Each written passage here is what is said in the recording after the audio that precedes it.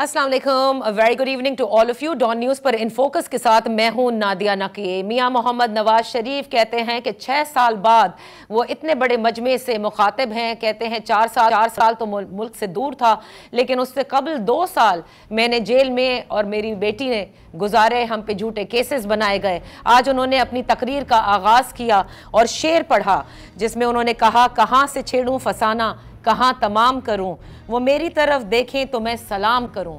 और उसके बाद उन्होंने सवाल उठाए। उन्होंने कहा कि क्या उनका कसूर ये था कि उन्होंने एटमी धमाके किए?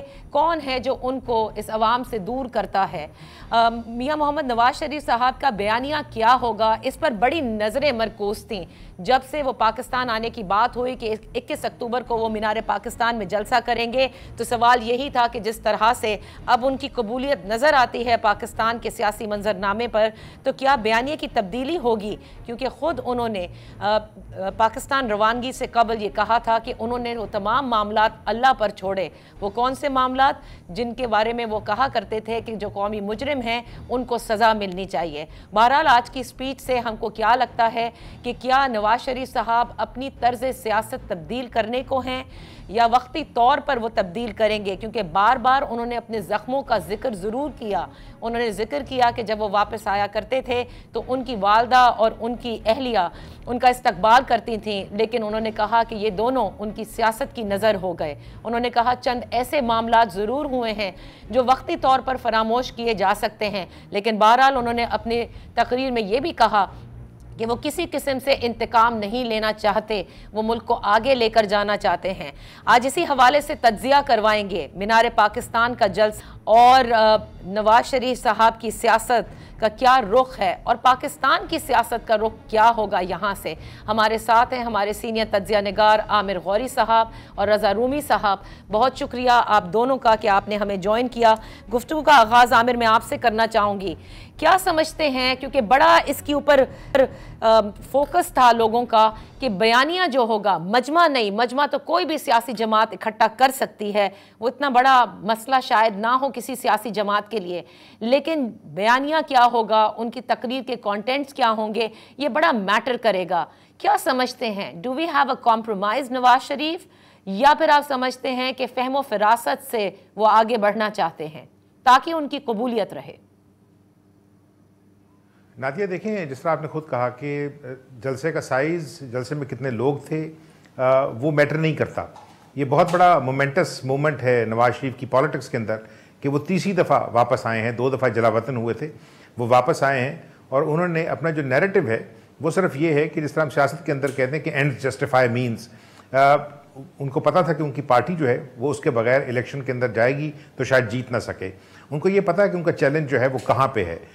उनको ये पता है कि उनको किस लिए गिरवाया गया था। इमरान खान जो हैं वो शायद उस वक्त इतने जो है सबसे ज़्यादा मकबूल लीडर नहीं थे जब नवाज शरीफ को गिराया गया था। नवाज शरीफ को गिराने के लिए शायद इमरान खान को जो है वो मंजर आम पे लाया गया।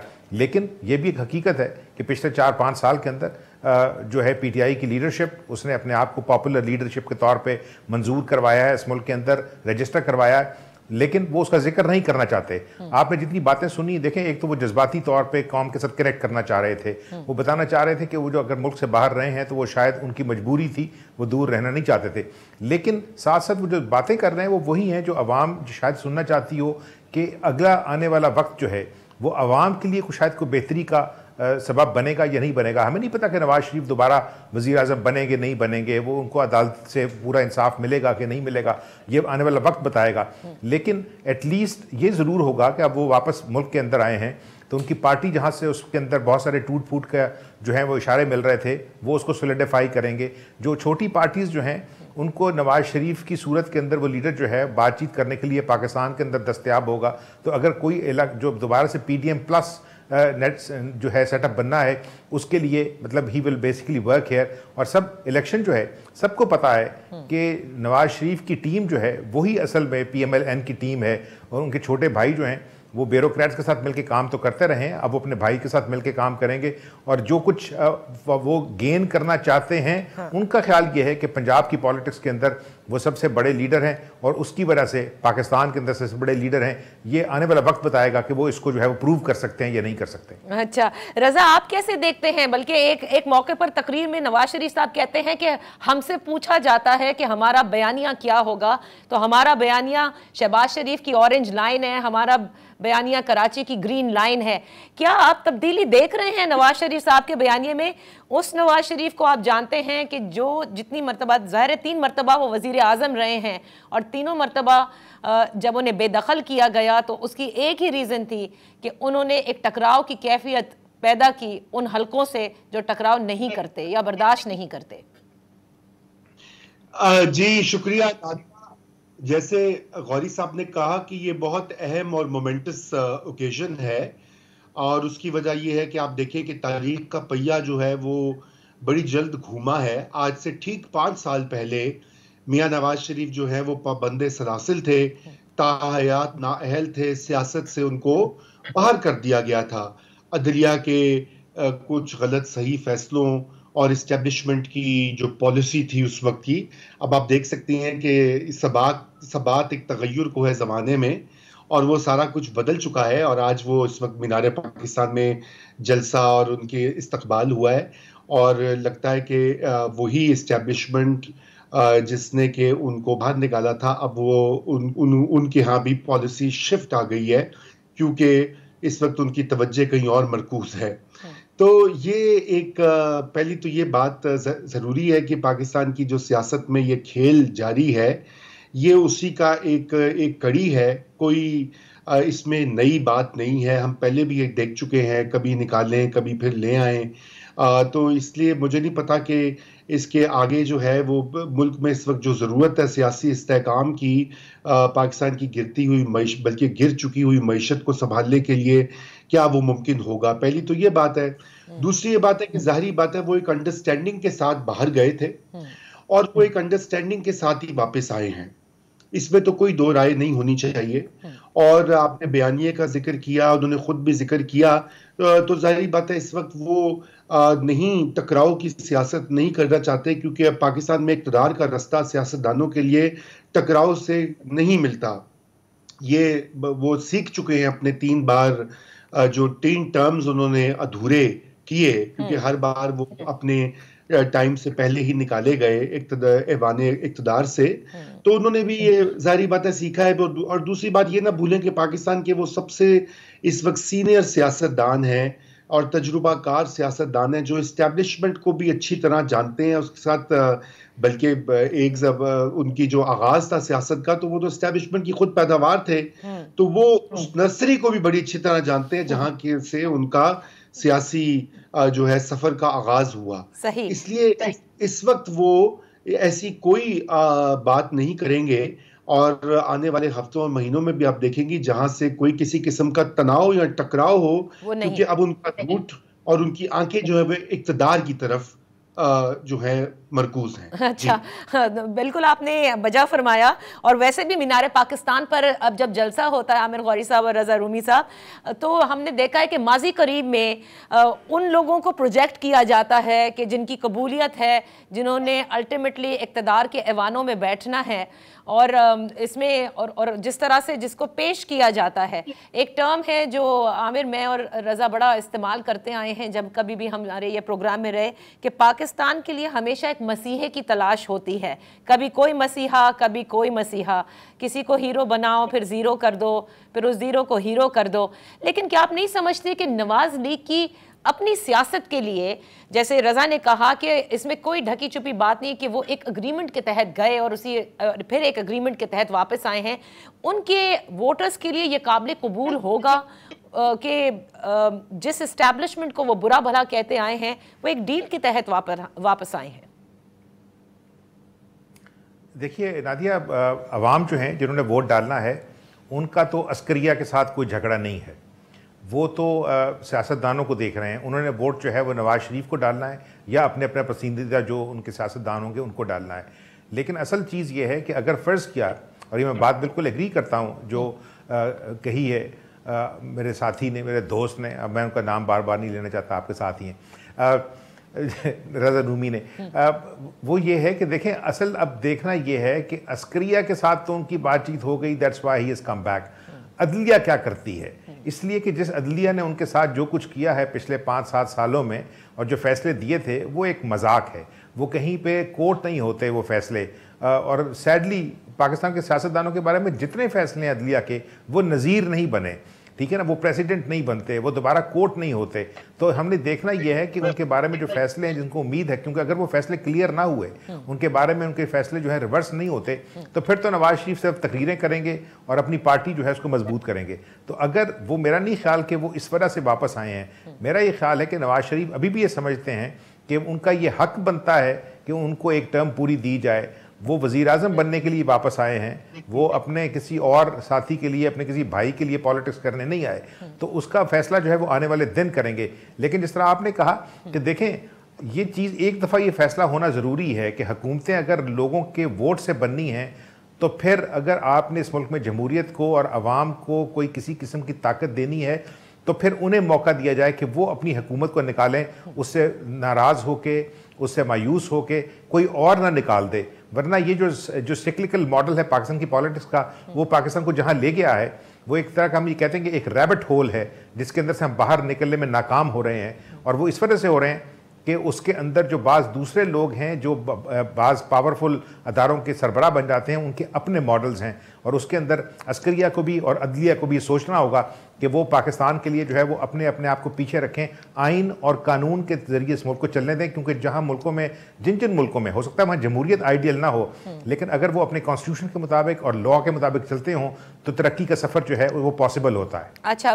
मैं आप दोनों से, जब आप लोग कहते हैं कि अदलिया क्या फ़ैसले करेगी, मेरे ख्याल से you want to be safe to say it, but मैं यहाँ पे ये ज़रूर कहूँगी कि अब तक जो कुछ, जिस तरह से नवाज शरीफ साहब को ज़मानत 24 अक्टूबर तक हिफाजती मिल गई, उस पर बड़ी तनकीद हो रही है।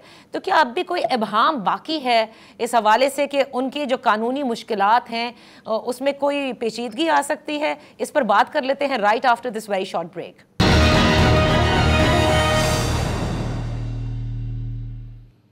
Welcome back. आमिर गौरी, रज़ा रूमी और मुनीज़ जहांगीर भी हमें ज्वाइन कर चुकी हैं। बात हो रही है नवाज शरीफ साहब की आज की तकरीर के हवाले से, और जाहिर है कि इस तकरीर का भी एक अपना इम्पैक्ट है, उनकी वापसी का भी एक अपना इम्पैक्ट है इस सियासी मंजरनामे पर। इससे पहले कि मुनीज़े से हम स्पीच के हवाले से पूछें, क्योंकि आप दोनों हजरात तो अपने कॉमेंट्स इनिशियल दे चुके हैं इस हवाले से, जो बात हमने ब्रेक से पहले कही थी, रज़ा, आमिर भी और आप भी समझते हैं कि अदलिया उनको इंसाफ देती है या नहीं देती। मैं आपसे जानना चाहती हूं कि अभी भी इसमें कोई इबहाम आपको नजर आता है? क्योंकि जिस तरह से उनको हिफाजती जमानत मिली है, आज इस्लामाबाद में प्लेन लैंड होता है, उनकी लीगल टीम साइन करती है, वो बायोमेट्रिक्स के लिए कहा गया था, ये सारे कानूनी तकाजे पूरे किए गए, तो इसमें अब कोई इबहाम क्यों लगता है आपको कि बाकी है? वो मुझे तो रास्ते काफी साफ लग रहे हैं। ये मत भूलिए कि सबसे पहली तो ये बात है कि अभी तक जो उनके ऊपर नाअहली वाला सवाल है इलेक्शन में हिस्सा लेने का, वो तलवार लटक रही है। अबूरी जमाने तो एक तरफ हैं ये केसेस, तो जाहिर बात है कि आपको पता है एक पाकिस्तान में सियासतदानों के साथ जो कुछ होता आया है और उनको मुस्तकिल इस प्रेशर में रखा जाता है। लेकिन नवाज शरीफ के यहाँ तो डबल वहमी वाला मामला है। एक तरफ तो उनके ये जो केसेस हैं, जो कि अभी उनको टेम्परेरी रिलीफ मिला है, ये कब उनमें से ये कब वो होते हैं, उनमें से क्विट होते हैं या दोबारा कोर्ट्स उनको बुलाती हैं। और सबसे अहम बात है कि क्या वो वाकई इलेक्शन में हिस्सा ले सकेंगे, ये अभी तक वाजे नहीं है, क्योंकि इसमें बड़ा डायरेक्टली अदलिया का रोल आएगा। क्योंकि जो अभी प्रैक्टिस एंड प्रोसीजर एक्ट के ऊपर सुप्रीम कोर्ट की जजमेंट है, उसमें माजी के किए गए फैसलों पर जो है वो अपील का हक नहीं है। ये सुप्रीम कोर्ट ने अब डिक्लेयर कर दिया। इसके लिए इसको एक अलग तरीके से हैंडल करना पड़ेगा सुप्रीम कोर्ट को। और क्या सुप्रीम कोर्ट के जजेस जो हैं वो यहाँ पर उनको रिलीफ देंगे, ये देखना बाकी है अभी। क्योंकि आपको पता है कि सुप्रीम कोर्ट भी इस मामले पर तकसीम शुदा है। और जो जजेस पहले नवाज शरीफ के खिलाफ फैसले दे सही, यानी चुके चंद एक तो अभी तक पर मौजूद है, हाजिर सर्विस है। बिल्कुल आप सही कह रहे हैं कि ये अपनी जगह लीगल फ्रेटर्निटी भी सवाल उठा रही है कि देखना होगा कि जो इलेक्शन एक्ट में तरमीम है वो क्या ओवरराइड कर सकती है सुप्रीम कोर्ट के फैसले को, और वो भी जाहिर है रेट्रोस्पेक्टिवली नाअहलियत की जो बात है कि 5 साल में ख़त्म हो जानी चाहिए, वो सब इनकी कानूनी टीम ही देखेगी। लेकिन आज की जो स्पीच है, और मुनीज़े क्योंकि आप कंपनी भी कर रही थी नवाज शरीफ साहब से, सुबह मुलाकातें भी हुई हैं सहाफ़ियों की, कल आप लोग सब वहाँ पर थे, आपको लगता है कि मियां नवाज शरीफ साहब अपनी सियासत में जिस तरह से वो अब तक अपनी तर्ज सियासत उनकी थी, और आज की तकरीर से आपको लगता है कि किसी किस्म का वो कॉम्प्रोमाइज़ करने को तैयार हैं, या आप समझते हैं उन्होंने सीख लिया है कि किस तरह से इस पूरी स्पेस को वापस लेना है और फिर शायद वो अपनी पुरानी रविश को वापस जिंदा कर लें? सॉरी, ये आप मेरे से सवाल कर? जी जी मुनीज़े। देखिए नादिया, अलाउ मी टू से दिस कि आज जो मियां साहब ने तकरीर की है दुबई से लेके इस्लामाबाद और फिर लाहौर तक, इसी तकरीर के ऊपर काम हो रहा था और इरफान सिद्दीकी साहब उनके साथ बैठे हुए थे। मगर जो हमने देखा या सुना, क्योंकि हम उसी जहाज़ में थे, कि ज़्यादातर मियां नवाज शरीफ साहब जो थे वो अपनी बात कर रहे थे और इरफान सिद्दीकी साहब जो है उसको जुमलों की शक्ल दे रहे थे। आज भी मुझे मियां नवाज शरीफ साहब बहुत सोम्बर लगे। मैं उनके साथ ट्रैवल कर चुकी हूँ। जब 2007 में जनरल मुशर्रफ का दौर था तो तब मैं रिपोर्टिंग करती थी और उस त्यारे पे भी मैं आई थी। फिर जब 2018 में वो वापस आए तब भी मैं उनके साथ आई, और अब फिर 2023 में। फ़र्क सिर्फ ये है कि पिछले 4 दफ़ा जब वो वापस आए पाकिस्तान से, और 2 दफ़ा तो वो आए 2007 में, एक हॉस्टाइल एनवायरनमेंट के अंदर आ रहे थे, मगर इस बार वो एक ऐसी एनवायरनमेंट के अंदर आ रही है जो अनसर्टन है।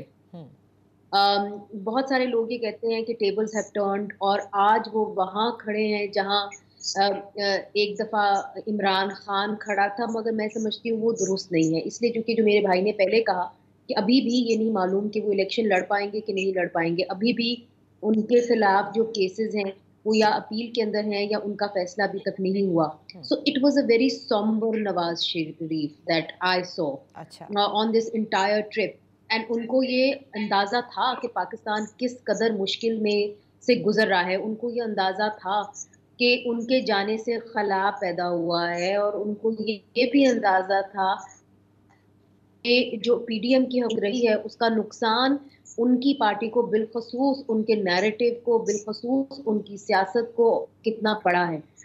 इसी वजह से उन्होंने आज उन चीज़ों को एड्रेस भी किया है। उन्होंने कहा है कि जी बिजली जो थी या महंगाई जो थी वो शहबाज शरीफ साहब के दौर में नहीं हुई, वो पहले से थी। उन चीज़ों को बार बार वो देख रहे हैं। एक बात मैं ज़रूर कहूँगी, और वो ये है कि जिस किस्म का क्राउड आज हमने देखा, वो सिर्फ पाकिस्तान मुस्लिम लीग नून में से कम अज कम मियां नवाज शरीफ साहब ही पुल कर सकते थे, और जिस किस्म का क्राउड हम देखते थे पीटीआई में, वो सिर्फ इमरान खान ही पीटीआई के अंदर पुल कर सकते थे। तो ये जो एक फॉर्मूला निकला है -1 का, वो इसलिए भी निकला है क्योंकि जो टॉप की लीडरशिप है वो पॉपुलर है, चाहे एक साइड कहे कि दूसरी नहीं है, दूसरी साइड कहे कि तीसरी नहीं है, मगर दोनों साइड जो हैं उनकी अपनी एक कंस्टिट्यूएंसी है। बिल्कुल सही। और अगर उनको वो मैटर करता है, और बिल्कुल, और नून लीग ने तो, नून लीग के हवाले से तो हम देखते आए ना कि जब वो बाय इलेक्शन भी हुए थे, हमजा शहबाज को भी कहा गया था कि वो पंजाब से मोबिलिटी करें, वो नहीं कर पाए थे। ये सारी चीजें सबके सामने हैं। इसको थोड़ा सा आगे लेकर जाते हैं कि बड़ी दिलचस्प आपने बात कही, और मैं चाहूंगी कि आमिर इस पर जरूर आप कॉमेंट करें।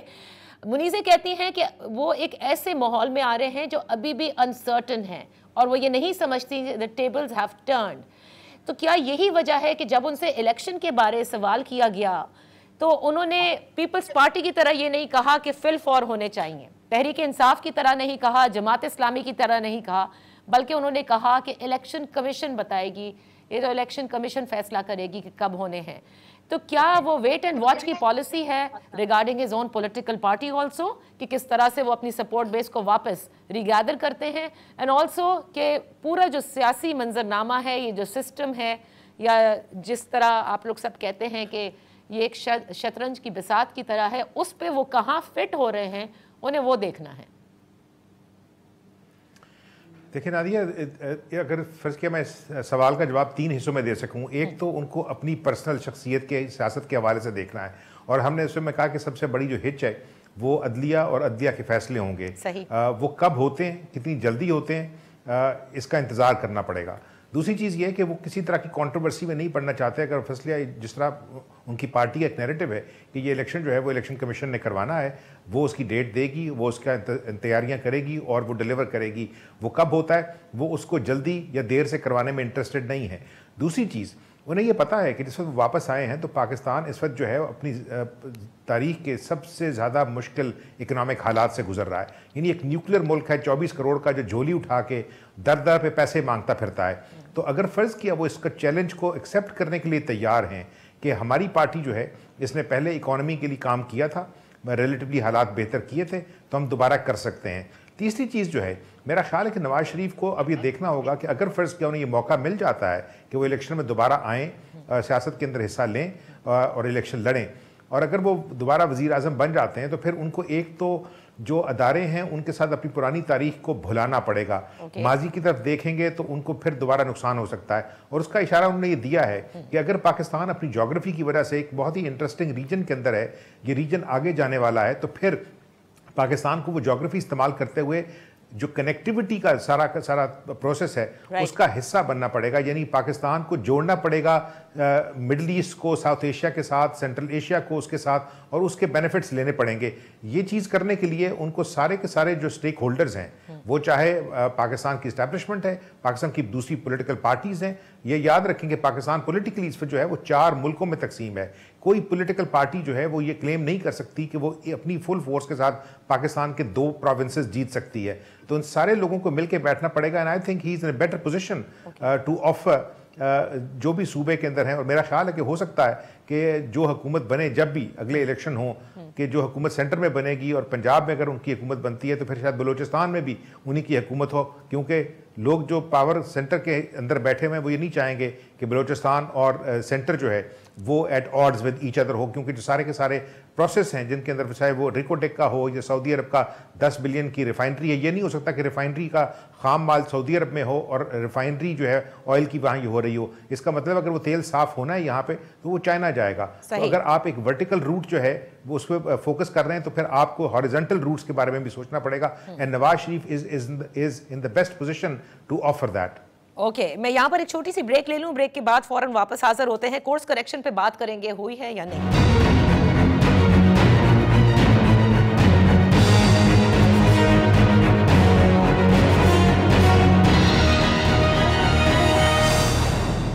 Welcome back. प्रोग्राम के इस आखिरी हिस्से में जरा कोर्स करेक्शन पे बात कर लेते हैं। रजा, बहुत से सियासी मुबस्सिरीन ये कहते हैं कि देखें, जो लोग इस वक्त नवाज शरीफ की वापसी पर तनकीद कर रहे हैं या तरीक़ाकार जो अडॉप्ट किया गया उस पर तनकीद कर रहे हैं, नहीं होनी चाहिए क्योंकि ये एक तरह से कोर्स करेक्शन है। Do you believe that is happening, या कोर्स करेक्शन पर से PMLN is happening right now?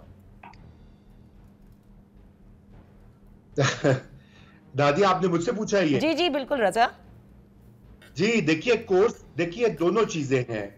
Course correction भी है नंबर 1, लेकिन हमें ये कतन इससे अज्यूम नहीं कर लेना चाहिए कि एकदम सुबह सुबह इस्टेब्लिशमेंट को ख्याल आया कि ओहो मुल्क में जमहूरियत होनी चाहिए, मुल्क में साबिक वज़ीर आज़म नवाज शरीफ के साथ बड़ी ज़्यादती की गई थी इस मुल्क की अदालतों के साथ, और उस वक्त की लीडरशिप जो थी इस्टेब्लिशमेंट की उनकी तरफ से, वो कोई मेरे ख्याल से कोई ऐसा जो है वो उनके जहन में ख्याल नहीं आया, बल्कि यूं है कि उनकी अब अपनी मजबूरी जो है, क्योंकि जिस प्रोजेक्ट को उन्होंने बड़े चाव से और बड़ी मोहब्बत से और बड़ी तैयारी से लॉन्च किया था, लगाया था, वो उनके गले पड़ गया। वो उलट उसके वो जो है उसका नुकसान हुआ उनको, और उस नुकसान का वो हमने पूरा देखा एक तजुर्बा 2022 के दौरान, और फिर उसका जो कल्मिनेशन हुई वो 9 मई के वाक़यात में हुई, और जो एक बयानिया पॉपुलराइज हो गया है शहरी इलाकों में पाकिस्तान के, ख़ुसूसन पंजाब में, जहाँ से हमारी इस्टेब्लिशमेंट की 60 से 77% जो रिक्रूटमेंट है वो इस सूबे से होती है। तो वो अब ये एक बहुत बड़ा उनके लिए एक चैलेंज बन चुका था। इसी वजह से उन्होंने ये जो आप कोर्स करेक्शन जो कह रही हैं, वो कोर्स करेक्शन इसलिए किया गया है क्योंकि उसमें एस्टेब्लिशमेंट की जो हेजिमनी है उसको कैसे बरकरार रखा जाए। क्योंकि पहले मियां नवाज शरीफ ने भी चैलेंज किया था उनको, फिर उसके बाद साबिक वजीर आज़म इमरान खान साहब जब वो निकाले गए इक़्तिदार से तो वो तो किसी और लेवल पर ले गए। तो अब जब मुल्क की दो पंजाब की जो दो सबसे बड़ी पार्टियां जिनके लाखों करोड़ों फॉलोअर्स हैं, अगर वो दोनों ही एंटी एस्टेब्लिशमेंट हो जाए तो ये कैसे काम चलेगा भाई। तो इसलिए जो है ये कोर्स करेक्शन हुई है और इसका जारी बात है ज़ीरक सियासतदान जो होते हैं वो इन मौके की तलाश में होते हैं कि कहाँ पे स्पेस मिले और कहाँ पे वो स्पेस से फ़ायदा उठाकर अपनी सियासत को और इक़्तिदार के रास्ते को दोबारा हमवार कर सकें। और ये अभी आपके सामने हो रहा है। जो आपने देखा पीटीवी पे भी लाइव चला, ये वही पीटीवी है जिसने कितने साल 2017, 18, 19, 20, 21, 22 जो है नवाज शरीफ का जिक्र करना तक गवारा नहीं किया, बल्कि बाकायदा पाबंदी रही है, ना सिर्फ पीटीवी पे बल्कि बाकी चैनल्स पर भी। और आज देखिए ना सब चैनल्स उसको ये उनको कवर कर रहे हैं। तो ये भी वही मैंने जैसे आपसे पहले कहा था कि सबात एक तगय्युर को है ज़माने में, तो अल्लाह की शान है और क्या कहा जा सकता है। Right after this very short Muneeza, आप इसको किस तरह से देखती हैं? और दूसरा क्या आपको जिस तरह से आपने कहा सौंब नवाज शरीफ है, does he acknowledge and does he realise कि पंजाब जो कि जाहिर है एक इतना बड़ा सूबा आबादी के लिहाज से भी और वहीं पर सारी इस वक्त सियासत जो है वो मरकूज़ है, वहाँ पर तहरीक इंसाफ की भी मकबूलियत अपनी जगह बरकरार है। कहीं वो उसमें तो नहीं कि कोई तहरीक इंसाफ की कोई मकबूलियत नहीं, कोई उनके फॉलोअर्स नहीं, बेशक उनकी पार्टी के टुकड़े हो गए हों, दो नई जमातें बना दी गई हों, लेकिन क्या वो इसको एक चैलेंज के तौर पे समझ भी रहे हैं? देखिए नादिया, तो चैलेंज के तौर पे उसको समझना तो मेरा ख्याल है कि जरूरी जो उनकी पार्टी है इस वक्त इट्स वेरी ऑब्वियस दैट उनको ये पता है कि पाकिस्तान तहरीक इंसाफ जो है एक बहुत बड़ा चैलेंज बन के उठी है पंजाब में और उनको इस बात का पता है। दूसरी तरफ मैं ये जरूर कहूंगी कि this reconciliatory speech by Mian Nawaz Sharif, it's a reconciliatory approach ना सिर्फ पीटीआई के लिए बल्कि मैं समझती हूँ इस्टेब्लिशमेंट के साथ भी। और ये कहना कि मैं किसी से जो है बदला नहीं चाहता, तो इसका मतलब ये है कि ना वो से बदला चाहते हैं और ना ही जो वो माजी में कहते रहे हैं कि जो इस्टेब्लिशमेंट गई उन्होंने हमारे साथ ये कुछ किया। अब जो वो बात बता रहे हैं और जिस तरीके से वो कह रहे हैं कि उनको जेल में डाला गया, हम सबको मालूम है कि इमरान खान साहब का जेल में जाना और नवाज शरीफ साहब का जेल में जाना, they are both not responsible for it and we all know कि कौन है responsible. So let's call a spade. ये जिस मरले पे दोनों खड़े हुए हैं, जिस तरीके से मियां नवाज शरीफ साहब को एक तरीके से रगड़ा लगा है, उनको मालूम है कि किससे रगड़ा लगा है। और इमरान खान साहब भी एक वजह ही थी कि May 9 जो है उन्होंने रुख जो है पार्लियामेंट की तरफ तो नहीं की। तो फिर बात यह है कि जब आप कोर्स करेक्शन की बात करते हैं तो क्या ये रियलाइजेशन इस्टेब्लिशमेंट में है कि उन्होंने कोर्स करेक्शन करनी है? मेरा नहीं ख्याल।